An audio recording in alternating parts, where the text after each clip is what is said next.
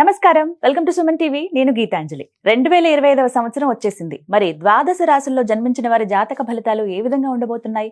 మెరుగైన ఫలితాల కొరకు ఎటువంటి పరిహారాలు వారు చేసుకోవాలి? మంచిగా ఉన్న రాశులు ఏవి, అంటే మంచి ఫలితాలను ఇచ్చేటువంటి రాశులు ఏ ఉన్నాయి, అలాగే చెడు ఫలితాలు ఏ రాశుల వారు అందుకోబోతున్నారు? ఈ వివరాలన్నీ ఇవాళ వీడియోలో నేను మీకు వివరిస్తాను.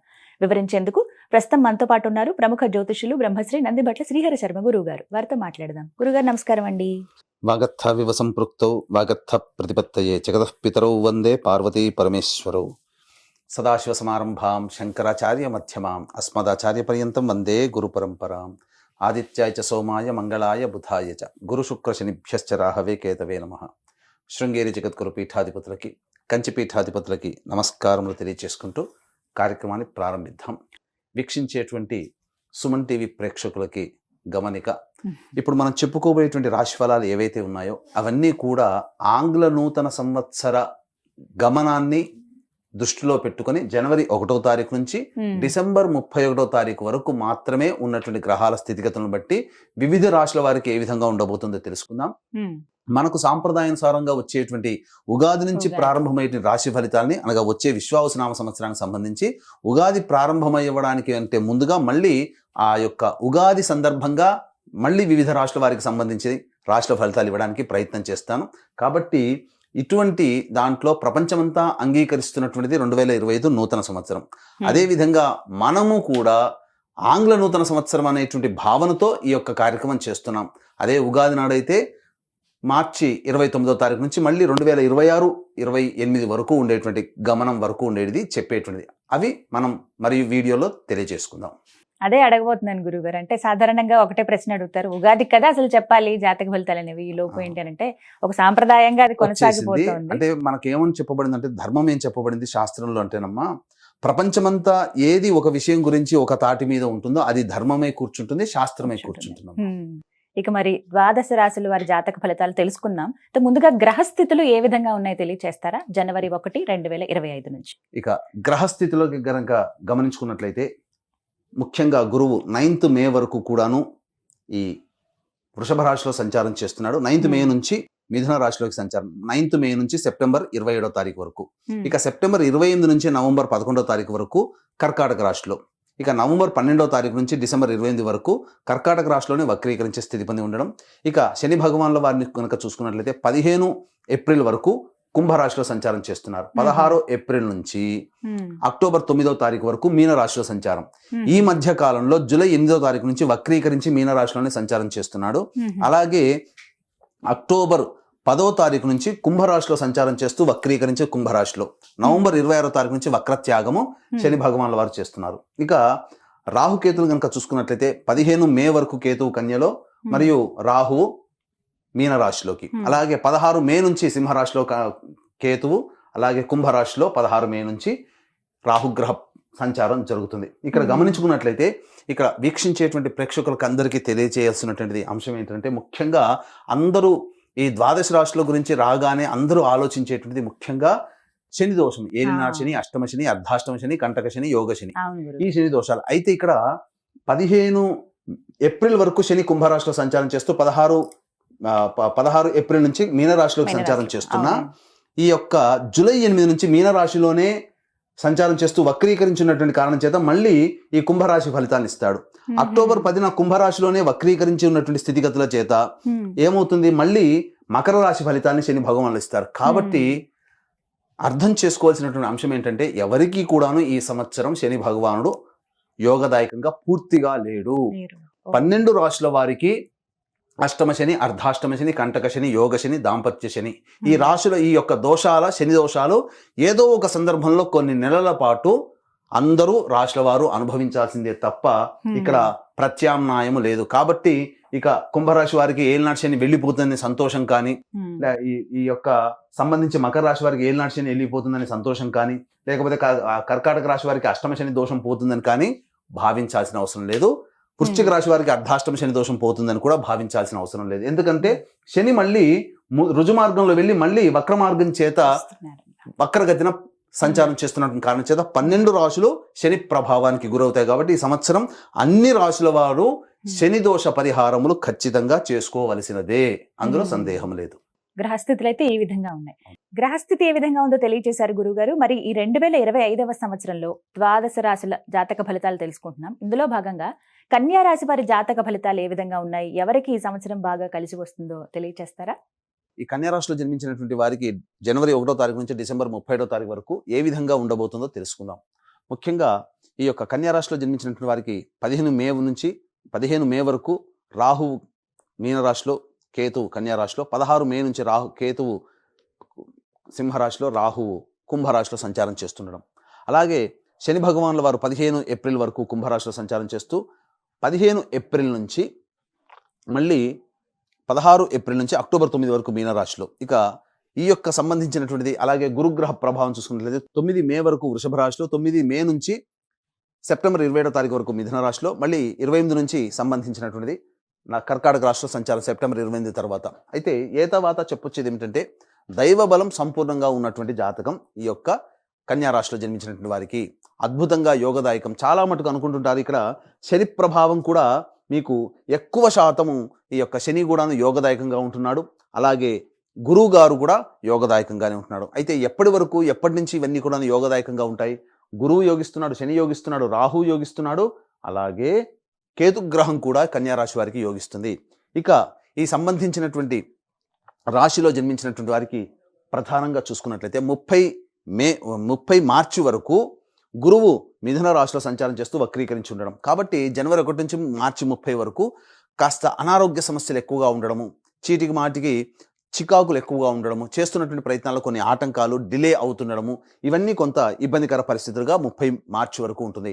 ఇక 30 మార్చి నుంచి 9 మే వరకు గురువు వృషభ రాశిలో, తదనంతరం 9 మే నుంచి సెప్టెంబర్ 27వ తారీఖు వరకు గొప్పదైనటువంటి దశమస్థానంలో సంచారం చేస్తుండడం. కాబట్టి ఇక 1 ఏప్రిల్ నుంచి ఇక పూర్తిగా డిసెంబర్ వరకు కూడా ఏ రకమైనటువంటి ఇబ్బందులు లేనటువంటి జీవితం ఈ యొక్క కన్యా రాశిలో వారికి ఉండబోతుంది. ఇక శని ప్రభావం కనుక చూసుకున్నట్లయితే 15 ఏప్రిల్ వరకు శని యోగదాయకంగా ఉంటున్నాడు. కాబట్టి ఇక్కడ గురువు గారు సరిగ్గా లేకపోయినా శని కవర్ చేయబోతున్నాడు. కాబట్టి మీకు పెద్దల సహాయ సహకారం లేకపోయినా కింది స్థాయి వాళ్ళ యొక్క సహాయ సహకారం ఉండడం వల్ల మీరు అనుకున్నటువంటి పనులు శని దగ్గరుండి జరిపిస్తాడు. ఇక 15 ఏప్రిల్ తర్వాత 16 ఏప్రిల్ నుంచి మీనరాశిలోకి సంచారం చేస్తున్నప్పటికీ సప్తమ శని ప్రభావం ఉన్నప్పటికీ ఏమవుతుంది? కొంత యోగదాయకంగా ఉంటుంది. వివాహం కావాల్సినటువంటి అబ్బాయిలకి అమ్మాయిలకి సంబంధించి 16 ఏప్రిల్ నుంచి యోగదాయకంగా మారబోతుంది. వివాహానికి సంబంధించినటువంటి సమస్యలు తొలగిపోతాయి. ఇక అన్నిటికంటే ప్రధానంగా జూలై 8వ తారీఖు నుంచి మళ్ళీ వక్రీకరించి కుంభరాశి ఫలితాలను ఇవ్వడము, అలాగే ఈ యొక్క అక్టోబర్ 10వ తారీఖు నుంచి మళ్ళీ కుంభరాశిలోనే వక్రీకరించే స్థితి పొంది ఉండడం, ఇక్కడ మళ్ళీ మకర రాశి ఫలితాలు. కాబట్టి శని భగవానుల వారు 15 ఏప్రిల్ వరకు, మళ్ళీ జూలై 8 నుంచి అక్టోబర్ 10 వరకు విపరీత రాజయోగాన్ని కలగచేస్తున్నాడు. కాబట్టి ఇబ్బంది పడాల్సినటువంటి అవసరం లేదు. ఇక అన్నిటికంటే ప్రధానంగా 16 మే నుంచి రాహు కూడాను షష్టమ స్థాన స్థితిగతులు ఉన్నటువంటి కారణం చేత మీకు ప్రధానంగా ఆకస్మికమైనటువంటి ధన ప్రాప్తి మీకు లభించబోతుంది. అంటే మీరు ఊహించరు ఇంత సంపాదన మనకు ఉంటుందా అని. ఎప్పటి నుంచి? 16 మే నుంచి చూసుకున్నట్లయితే ప్రధానంగా ఈ 16 మేలో రాహు ఇక్కడ ఉన్నాడు. అలాగే జూలై 8వ తారీఖు నుంచి మళ్ళీ శని భగవానుల వారు కూడా యోగిస్తున్నారు. కాబట్టి ఏతావాత జూలై 8 నుంచి అక్టోబర్ 10వ తారీఖు ఉన్నటువంటి కాలం, అనగా ఆగస్టు, సెప్టెంబర్, అక్టోబర్ 3 నెలల కాలం అద్భుతమైనటువంటి కాలం ఈ యొక్క కన్యా రాశిలో జన్మించినటువంటి వారికి ఉండబోతుంది. ఆకస్మికమైనటువంటి ధనప్రాప్తి కూడా ఉండబోతుంది. ఇక మళ్ళీ 1 ఏప్రిల్ నుంచి 9 మే వరకు కూడాను ఈ యొక్క సంబంధించినటువంటి యోగదాయకమైనటువంటి పరిస్థితి. మళ్ళీ ధనం అనేటువంటిది చక్కగా వస్తుంది. ధనానికి ఎటువంటి లోటు లేని జాతకం ఈ 2025వ సంవత్సరంలో కన్యా రాశిలో జన్మించినటువంటి వారికి ఉండబోతుంది. అయితే ప్రధానంగా చూసుకున్నట్లయితే ఈ యొక్క కన్యా రాశిలో జన్మించినటువంటి ఉద్యోగస్తులు ఎవరైతే ఉన్నారో, ప్రైవేట్ రంగము, కేంద్ర ప్రభుత్వ రాష్ట్ర ఉద్యోగస్తులు ఎవరైతే ఉన్నారో వాళ్ళకి ప్రమోషన్స్తో కూడుకున్నటువంటి బదిలీలు ఉంటున్నాయి, సందేహమే లేదు. ఇక కోరుకున్న చోటికి బదిలీలు కూడాను అవుతాయి, ఇంక్రిమెంట్స్, ప్రమోషన్స్ వస్తాయి. నిరుద్యోగస్తులైతే ఉద్యోగం లభిస్తుంది. అయితే ఉన్న ఉద్యోగంలోనే గురుతర బాధ్యతలు పెరుగుతాయి. అయితే ఇక్కడ ప్రధానంగా ఏ సమయంలో మనకు ఉద్యోగం ప్రయత్నం చేస్తే బాగుంటుంది ఈ సంవత్సరంలో అనే సంశయం కూడా ఉంటుంది. కాబట్టి ఫిబ్రవరి 11 నుంచి మార్చి 13 మధ్య కాలంలో నిరుద్యోగస్తులకు ఉద్యోగం, లేదా చేస్తున్నటువంటి ఉద్యోగస్తులకి వేరే ఉద్యోగంలో ప్రమోషన్స్తో కూడుకున్నటువంటి వేరే సంస్థల్లో మీకు జాబ్ అనేటువంటిది ఉంటుంది. ఇక మళ్ళీ చూసుకుంటే జూన్ 14 నుంచి ఆగస్టు 15వ తారీఖు వరకు ఉన్నటువంటి సమయం కూడా నిరుద్యోగస్తులైతే ఉద్యోగం లభిస్తుంది. ఉద్యోగస్తులకి కూడా చాలా మంచి యోగదాయకమైనటువంటి పరిస్థితి, బాధ్యతతో కూడుకున్నటువంటి ప్రమోషన్స్ ఉంటాయి. ఇక మళ్ళీ ఆఖరిగా నవంబర్ 15 నుంచి డిసెంబర్ 15 ఉన్నటువంటి మధ్యకాలం కూడా ఈ కన్యా రాశిలో జన్మించినటువంటి వారికి ఉద్యోగ సమస్యలు తీరుతాయి. ఇక ఈ యొక్క సంబంధించిన కన్యా రాశిలో జన్మించినటువంటి రాజకీయ ప్రముఖులకి ప్రజల యొక్క ఆదరాభిమానాలు ఎక్కువగా ఉండడము, చేస్తున్నటువంటి ప్రతి ప్రయత్నంలో కూడాను పెద్దల యొక్క సహాయ సహకారాలు ఉండడము, నామినేటెడ్ పదవులు పొందేటువంటి అవకాశం ఈ రాశిలో జన్మించినటువంటి వారికి ఉంటుంది. ఇక అన్నిటికంటే ప్రధానంగా సినీ కళారంగంలో ఉన్నటువంటి వాళ్ళు నాటక రంగము, నాట్యము, సాహిత్యము, అలాగే సంగీతము, TV serials, social media, electronic and printing media రంగంలో ఉన్నటువంటి వారికి చక్కటి అవకాశాలు వస్తాయి. జూలై 8 నుంచి అక్టోబర్ 10వ తారీఖు మధ్య కాలంలో ధన రాబడి చాలా ఎక్కువగా ఉంటుంది. మీరు ఊహించిన దానికంటే ఎక్కువగా మీకు ధనము అనేటువంటిది సమకూరుతుంది. ప్రజాదరణ కూడా ఎక్కువగానే ఉంటుంది. ఈ యొక్క కన్యా రాశిలో జన్మించినటువంటి విద్యార్థులకైతే ప్రధానంగా శ్రమకు తగ్గినటువంటి ప్రతిఫలం ఉంటుంది. కోరుకున్న చోట మీకు విద్యాలయాల్లో ప్రవేశం అనేటువంటిది ఉంటుంది. అధిక ఉత్తీర్ణత శాతంతో మీరు తప్పకుండా మీ యొక్క చదువులో విజయాన్ని పొందుతారని చెప్పొచ్చు. ఈ యొక్క రాశిలో జన్మించినటువంటి వారికి ప్రధానంగా ఈ 1 ఏప్రిల్ నుంచి సెప్టెంబర్ 27వ తారీఖు వరకు ఉన్నటువంటి కాలము, అనగా FMCG, general stores, super markets, restaurant business, boarding and lodging, అలాగే ఎడ్యుకేషనల్ ఇన్స్టిట్యూషన్స్, జ్యువెలరీ రంగము, తీర్థయాత్రలు చేసేటువంటి వాళ్ళు, అలాగే కర్రీ పాయింట్స్ నడిపేటువంటి వాళ్ళు, పండ్ల వ్యాపారస్తులు, అలాగే ఈ సంబంధించినటువంటి పూజా ద్రవ్య స్టోర్స్ నడిపేటువంటి వాళ్ళు, వీళ్ళకందరికీ కూడా 1 ఏప్రిల్ నుంచి సెప్టెంబర్ 27వ తారీఖు వరకు ఉన్న కాలం అద్భుతంగా ఉంటుంది. ఇక సెప్టెంబర్ 28వ తారీఖు నుంచి నవంబర్ 11వ తారీఖు ఉన్నటువంటి కాలం మాత్రం మీకు అనుకూలముగా లేదు. ఖర్చులు ఎక్కువగా ఉంటాయి. పుణ్యక్షేత్ర సందర్శన ఉంటుంది. అయితే ఇక నవంబర్ 12 నుంచి డిసెంబర్ వరకు కూడా ఉన్నటువంటి సమయం కూడా అంత అనుకూలంగా లేదు. బ్యాడ్ టైం ఎప్పుడుందయ్యానంటే నవంబర్ 12 నుంచి డిసెంబర్ 28వ తారీఖు మధ్యకాలం బ్యాడ్ టైం. ఇక గమనించుకున్నట్లయితే ప్రధానంగా ఈ సంబంధించినటువంటి ఎడిబుల్ ఆయిల్స్, స్టీల్ రంగంలో, అలాగే ఐరన్ రంగంలో ఉన్నటువంటి వాళ్ళు, అలాగే ఈ సంబంధించినటువంటి కింది స్థాయి ఉద్యోగస్తులు ఎవరైతే ఉంటారో, అలాగే ఏసీ షోరూంలు, ఏసీలు వంటి వాటికి సంబంధించినటువంటి వాటిలో పనిచేసేటువంటి వాళ్ళు, ఇక మైనింగ్ వ్యాపారస్తులు, ఇట్లాంటి రంగంలో ఉన్నటువంటి వారికి, పెట్రోల్ బంకులు నడిపేటువంటి వాళ్ళకి, కన్యా రాశిలో జన్మించినటువంటి వారికి శని భగవానుడు అత్యంత రాజయోగప్రదుడుగా ఉండడం తద్వారా మంచి యోగ స్థితి ఉంటుంది. ఇక గమనించుకున్నట్లయితే ఈ యొక్క కన్యా రాశిలో జన్మించినటువంటి రైతులు ఎవరైతే ఉంటారో వాళ్ళకి 2 పంటలు కూడాను అధిక ధన రాబడి అనేటువంటిది ఉండబోతుంది. ఈ యొక్క లాయర్లు కానీ, అలాగే రియల్ ఎస్టేట్ రంగంలో ఉన్నటువంటి వారు అద్భుతమైనటువంటి యోగదాయకమైనటువంటి పరిస్థితిని పొందుతారు. చెప్పాను కదా, మే 9 నుంచి సెప్టెంబర్ 27 మధ్య కాలంలో మంచి లాభసాటితో కూడుకున్నటువంటి వ్యాపారం అనేటువంటిది ఉంటుంది. నూతన వ్యాపారం అనేటువంటిది చేస్తారు. కొత్త ప్రాజెక్టులు అనేటువంటివి మీ చేతికి వస్తాయి. ఊహించని విధంగా ప్రాజెక్టులని ఈ సంవత్సరంలో కంప్లీట్ చేసుకోవడానికి అవకాశాలు ఎక్కువగా ఉన్నాయనేటువంటి విషయాన్ని గమనించుకోవాలి. ఇక ఈ రాశిలో జన్మించినటువంటి స్త్రీలకి కుటుంబంలో మర్యాద పెరుగుతుంది. మిమ్మల్ని చూస్తేనే ఒక గౌరవభావం అనేటువంటి వస్తుంది. గురుతర బాధ్యతలు అనేటువంటి పెరుగుతాయి. మీ బాధ్యతల్ని మిగతా వ్యక్తులు కూడా షేర్ చేసుకుంటారు. తద్వారా మీరు ఎక్కువ కష్టపడకుండానే గొప్ప పేరు ప్రతిష్టలు పొందే అవకాశం ఉంటుంది. ఉద్యోగినిలో అయితే కొంత కష్టపడక తప్పదు. అయితే ఈ యొక్క రాశిలో ఉన్నటువంటి స్త్రీలకి ప్రధానంగా సంతాన ప్రాప్తి కలిగేటువంటి అవకాశం గోచరమవుతుంది. ఎప్పటి నుంచి? మే 1వ తారీఖు నుంచి, అనగా ఏప్రిల్ 1వ తారీఖు నుంచి సెప్టెంబర్ 27 ఉన్నటువంటి మధ్యకాలంలో మంచి జరుగుతుంది, అనగా సంతాన ప్రాప్తి అవుతుంది. ఈ యొక్క రాశిలో జన్మించినటువంటి స్త్రీ పురుషులకి ఖచ్చితంగా వివాహ యోగ్యతలు అనేటువంటివి ఉంటున్నాయి. కాబట్టి మంచి జరుగుతుంది. ఈ చెప్పినటువంటి సమయంలో అన్ని రంగాల్లో ఉన్నటువంటి వారు కాస్త బేరీజు వేసుకొని ఆ సమయాన్ని కనుక పాటించుకున్నట్లయితే తప్పకుండా మీకు మంచి జరుగుతుందని చెప్పవచ్చు. ఇక గమనించుకున్నట్లయితే ఈ యొక్క కన్యా రాశిలో జన్మించినటువంటి వారికి ఈ యొక్క 2025వ సంవత్సరంలో మీ జీవితం చాలా చక్కగా ఉండాలి, ఆనందమయమైనటువంటి జీవితాన్ని పొందాలి. మీ యొక్క జాతకము మీకు వివాహం అయ్యుంటే కనుక మీ భర్త, మీ భార్య, పిల్లల జాతకం మీ మీద ప్రభావం చూపుతుంది. వివాహం కాకపోతే తల్లిదండ్రులు, తోడబుట్టిన వాళ్ళ జాతకం కూడా మీ మీద ప్రభావం చూపుతుంది. కాబట్టి ఈ 2025 సంవత్సరంలో మీ యొక్క సంకల్పం సంపూర్ణంగా నెరవేరాలి అనేటువంటి సదుద్దేశంతో సర్వదోష నివారణ పూజలు, హోమాలు, జాతకరీత్యా కలుగు విద్య, వివాహ, ఉద్యోగ, దాంపత్య, సంతాన, అనారోగ్య సమస్యల నివారణకి, అలాగే ఈ సంవత్సరం అంతా కూడాను శని భగవాను వారు 12 రాశుల వారిని ప్రభావితం చేయబోతున్నారు. 12 రాశుల వారికి శని ప్రభావం ఉంటుంది.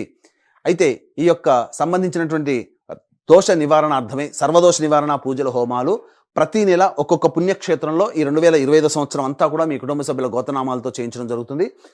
దీనికి శ్రీకారం జనవరి 13వ తారీఖు రోజున చుట్టబోతున్నాము.